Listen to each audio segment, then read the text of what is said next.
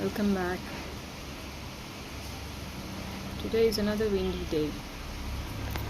Yesterday I made a audio clip, not a video, but when I went walking from here till the place where I had to go, which is about an hour, about 45 minutes, I made a audio recording of it. If possible, I don't know. I don't know whether I'll share it, but it's very interesting. I didn't think that it's going to come out that way, because taking a video is very difficult when you walk in that road. I told about that the other day. But you can take an audio, and later you can just edit it probably somehow and share it. It's nice. It's almost like listening to a podcast. You get to know how beautiful life is from a distance, Life is not what just happens when you are a part of it. Most of our life happens when you are away from it, in the sense as an outsider, which is kind of difficult for people to learn how to be an outsider and experience life. Because most of what we learn, we don't have to be a part of those experiences, in fact. So many things we learn when we are being an outsider. So for that, it's very important that we spare some time to go around, to see things, to see anything for that matter. If you cannot travel far, it's okay. Even in a given instance, you just have to keep yourself at a distance and observe how things are shaping out. When things shape up, obviously most of the things that are in the surroundings is a part of that, right? Like people and the situations that led to it, etc. So as an outsider, you get to observe it and make it a point not to be a part of it, because when you tend to contribute to that in some way directly, you miss the opportunity to be an outsider. That's something that you lose the opportunity, and you don't want that to happen.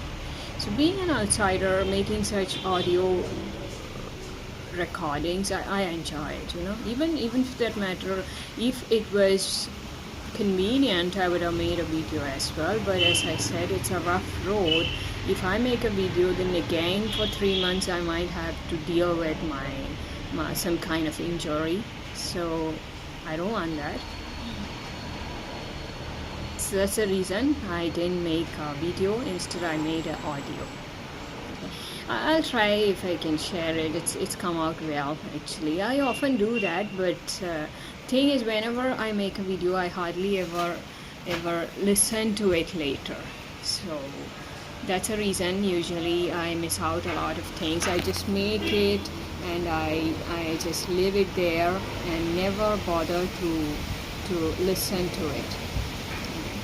So today I came prepared with a topic, because when I just scrolled through the Facebook page, I just bumped into Sri Ravi Shankar ji and his thought on the power of prayers. And when you pray, always leave more options to God and not stick to one option. It becomes difficult for God, Even gods find things difficult, probably, like they say, when one door closes, another one opens. The same way, we should always have more than one option available in our prayers as well. This or that. Life works like that. We get to know that when we live longer. After living longer, people learn a lot of things. So what have you living so long? When I say long, it depends from person to person what they consider is a long life. For me, living 46 years is pretty long. In the sense, I'm not saying that this is it. I'm saying that this is long enough to have given me some lessons and so many experiences from which I've always tried to learn. I've always tried. I'm not saying I have always learned it, but I've tried to learn.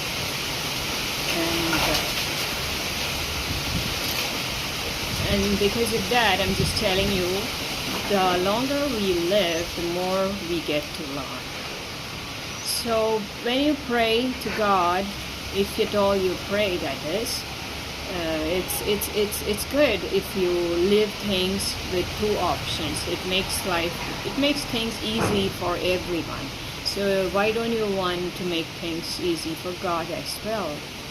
So whenever you are making requests, give two options.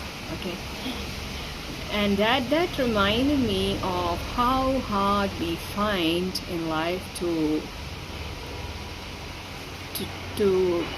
go for something better if given a choice. In sense, in life we are programmed by so many values and so many principles that we were raised to believe. In the sense, that's the way we have grown up.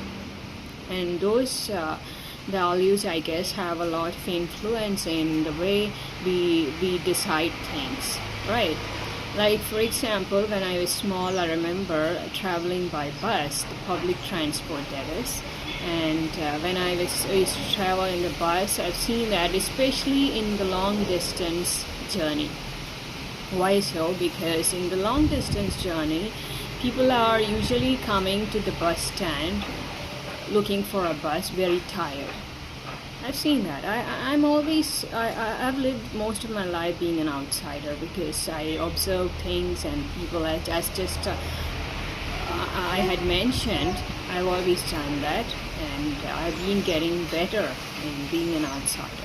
In a sense, it gives you so much opportunities to learn from life, from the experiences.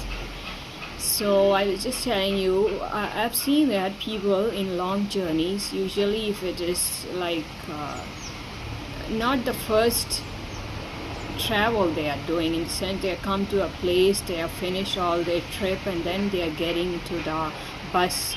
I've seen that, I don't know why it is so, but in the long journeys, when they come to the bus, they are tired, and they get into the bus, and then they see there's another bus coming, which is about to leave, and while this bus in which they are sitting is put on a halt. So I've seen that most of the people just jump out of this bus and get into that bus, the one that is going to immediately leave. So which means that people, rather than comforts, they are looking for momentum. In the sense, they want things to move and not to be in a halt. So I observed that, and I'm like sitting there thinking twice again, is it okay to sit in this bus? Anyway, this bus is going to take you to your destination as well. It's not like this is going to be there forever. It'll take a while. Probably the driver is going to have his lunch break, or another probably 15 to 20 minutes, or they're waiting for the bus to get filled up. That is also there. But the other bus is just living, and people I've seen, majority of the people who are willing to live the comforts for the sake of things to happen quickly. And I'm not blaming it. What I'm trying to say is, you have two options there. God, most of the time, God brings two options to us in life. But the thing is that we have to be willing to decide whether or not you are going to take the second option, if you have it.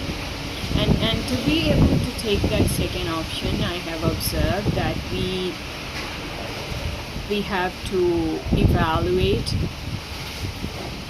the values and principles which we have followed from our early years.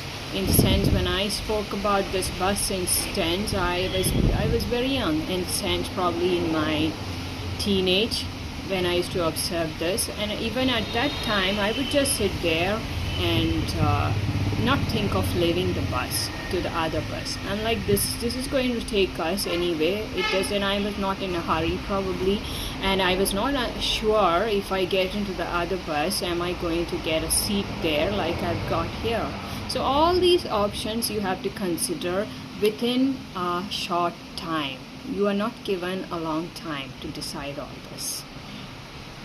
And that happens in life as well. In life we don't have much time when we are, in the sense, if we are blessed, if we are going to just all the time, we have to be prepared with things. In the sense, tomorrow you might just get a call from somewhere, and at that time you'll not have a very long time to decide on the things that you want to take up. I've faced those situations in life, and because probably I've been an observer, and I've seen that I'm able to decide in a very short time, maybe because I've been thinking all the time of all these options, maybe. But in life you must have more than one option all the time. So, and when the opportunity knocks, we will not be given a very long time to decide. Are you going to take up this one, or are you going to stick with the one that you already have? That's a question sometimes. And we have very little time to decide anything at that time, to consider, to evaluate, to think on all those things, in the sense to say this is better than that. You don't have much time, which we usually get in made up situations. In real life we don't have time. So are we ready to take up that? In the sense, how do you deal when you have more than one option, in the sense two options, this or that? So would you be willing to live this for that? That's a question. That's one question which just came to my mind now after reading Sri Sri Ravi Shankar Ji's quote, and I thought, let me just share it with you. And it's pretty interesting. And just like I told you about the bus example, it happens in life many times. So I would tell you, it's up to you. You don't have to follow anybody else's ways. You don't have to. You are you, and that itself is big enough. So think about it and be ready with an answer, whether will you be taking up a second option, considering any of these things. In the sense, it could be the comfort, it could be because you want things to move. I think in life that is so important. Comfort is something you can give up if that giving up your comfort is going to bring something good to your life. In the sense, people have to be in the go. We want to make things happen, and we want to be able to contribute, because without contributing, somehow we don't get to that level. We don't get to we won't get to be in the go, as I said, without contributing. Somehow being able to contribute is connected in some way with being in the go. So both of these will happen simultaneously in life most of the times. And when this happens, you'll have to let go your comforts. So I don't think that, just like I was sitting in the bus and not willing to go in the second bus, because the only advantage that I found was that it goes sooner, while this goes pretty late. It's indefinite, the bus you are in. So because of that option. But in life it is not like that. It's different, because once an opportunity comes, and if you let it go, then it takes a lifetime for you to get back that opportunity. That's it. It's not like the buses. In life, once it comes, you have to go for it. If you don't take it, it goes, you don't get it back. So we have to be prepared with, like, if you have two options, at least this much you have to consider. Are you willing to take up the second option, or are you going to just stick to the first option even when it all looks so dark and it is not happening at all? How long are you going to stay with one option when you have another option that's opening up? it depends on how quick you are in choosing. It also depends on what matters to you more, what is your priority probably, and it also depends on the experience that you have in making choices and making decisions. Because people who have been doing it that way, whether intentionally or just casually, they have been doing it that way. For them, it is much easier because that's how they have done, and it's not a big deal for them to make a choice because they have been dealing with two options all the time. So in the sense, one option, you stick with that one option for a very long time, and suddenly you get another option, so which leaves you with very less time. You have to choose between the two, and you just follow your instincts, your conscience probably, and just take a decision. You will not have time to discuss with anybody else if you are of that kind, that is, and you may have to take it very quickly. But at all times, be willing to have more options and not just be sticking with one option if it is not serving you any good. It's a life lesson I'm sharing with you because I think from my experience I've learned that in life it's very, very important how to know to be able to handle two options. It's very important because all the evaluation and the ordering and the prioritizing and all this stuff has to be done before that. At that time when opportunity knocks, you will not be given that much time, so you have to just jump to make a decision and go with it. That's it. So even in prayer, if you pray, that is, it's always good to pray, because not because it's going to happen or not because you believe it's going to happen, not for that reason, but when you pray, you are at peace. That's one something I've learned. At least at those moments, you experience peace, and peace is, I guess, very valuable. Who doesn't value peace? Tell me. Is there anybody who doesn't value peace? So we close with this note. I'll be back with something short like that. I've been trying to simplify things. I told you that. Been working on it, and to some extent, I guess I can see the results as well. And it's kind of simplified now. So without getting a script, how can you just make things simple and easy in some way? That's my thing, rather than just talking very long and then mixing up things. This is much better if you have one point and if you can just close it with that. Okay, have a good day.